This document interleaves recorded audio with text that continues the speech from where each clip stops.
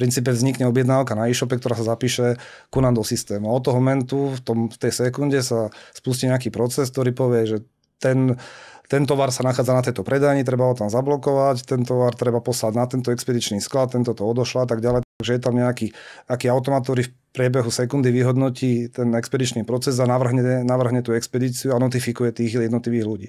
A následne vlastne už pri tom uzavretí tej expedície kontrolingu sa zase napája na kurierské spoločnosti, kedy vlastne sa objedná ten zvoz, vytlačia sa etikety a vlastne sa to expeduje, prípadne sa trasuje tá expedícia alebo ten balík, kde sa nachádza, aby vlastne zase sa do e-shopu posielala informácia, že teraz je tam a tam, alebo v podstate pri prebratí dobierky sa generuje faktúra. To už je vlastne vždy to individuálne. Každý ten zákazník má ten expedičný proces nejakú predstavu, alebo my mu vieme poradiť, ale samozrejme má nejaké aj účtovníčky niekedy toto procesu. Oni chcú vystaviť faktúru hneď pri uzavretí expedície. Niektoré zase chcú vystaviť faktúru, až keď ten zákazník ten balík preberie. Takže nastavujú tam niekedy momenty, kedy sa to musí nejakým spôsobom inak nastaviť ako bežne, ale je to vždy o zákazníkovi, ako to chce.